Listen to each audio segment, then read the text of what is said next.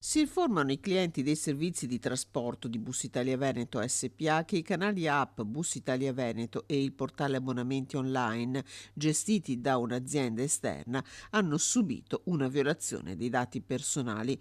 Con questa comunicazione nel portale Bus Italia Veneto ha reso noto l'attacco hacker subito da un fornitore esterno tra il 29 e il 30 marzo scorsi. Nel mirino dei pirati informatici che stanno mettendo a segno diversi attacchi ad aziende di servizio, i dati anagrafici di contatto, i dati di profilazione e relativi all'ubicazione, ma non quelli dei pagamenti conservati in un sistema apposito.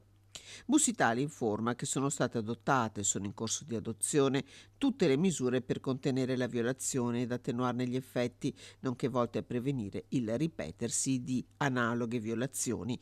Ma il consiglio ai viaggiatori è quello di modificare in via precauzionale la password dell'account e di prestare particolare attenzione ai mail di phishing, messaggi e chiamate sospetti o altre richieste di dati personali. Per ulteriori informazioni, i passeggeri possono contattare l'azienda alle mail istituzionali privacy@fsbusitaliaitaliaveneto.it o protezione dati@fsbusitalia.it.